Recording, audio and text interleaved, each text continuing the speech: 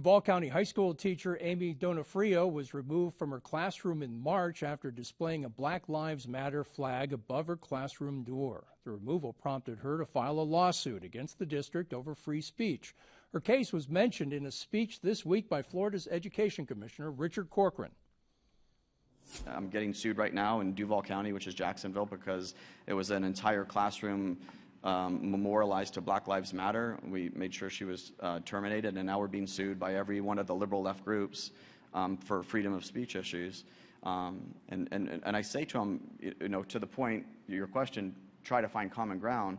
I'll say to them, look, let's not even talk about whether it's right or true or good, what you have there. My issue is when you're a third grade teacher and only 42%, 41% of your kids are on grade level. Why don't you do me a favor? Get them on grade level, and then we'll have that discussion. The teacher in question, Amy Donofrio, is here along with her attorney, Evian White de Leon. Amy, welcome to Florida This Week. Thank you for having me. Amy, what did you think of the way Commissioner of Education Richard Corcoran characterized your case? I was devastated and shocked.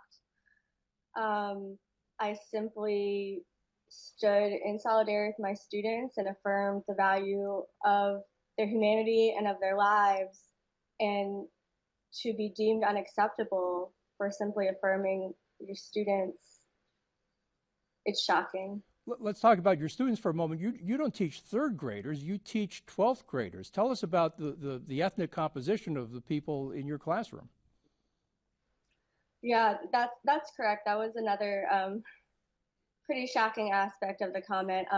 I teach 12th grade at Robert E. Lee High School, home of the Generals, in Jacksonville.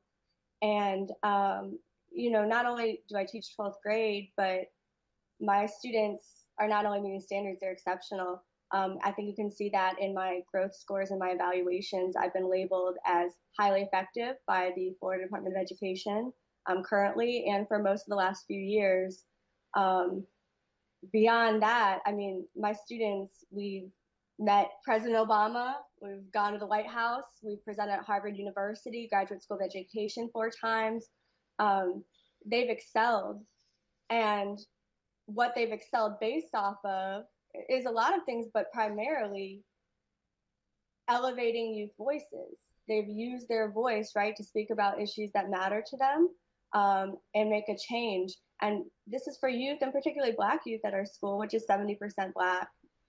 And for youth to be empowered and to achieve these beautiful things that is being nationally recognized, but is condemned by our own school, by our own state, in fact, it's devastating. Evian, this raises questions about academic freedom. Is Amy's case the only such case in the U.S., or are there more cases like this where politicians are trying to say what can and cannot be taught in the classroom?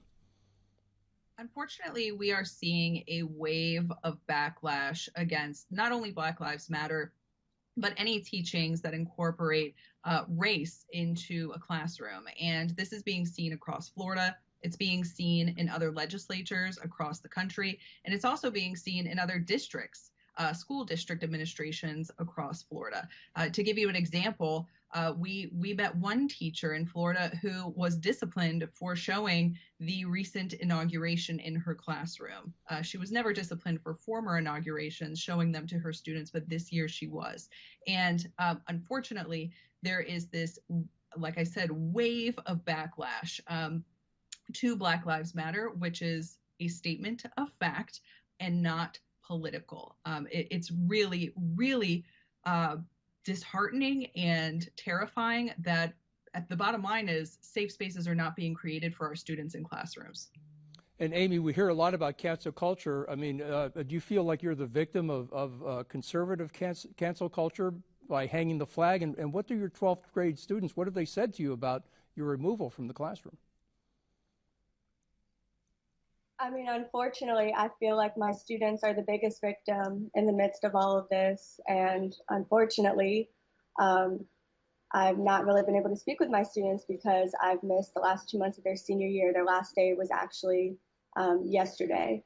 And I think we all lose, not just me, not just my students, not just the education system, but as a state, I think we all lose when we refuse to honor, value, and talk about what does it mean, right, to value each other? What does it mean to matter? And I really think we should reconsider that. Well, thanks to both of you for coming on the program, and we promise to follow the case. Thank you so much.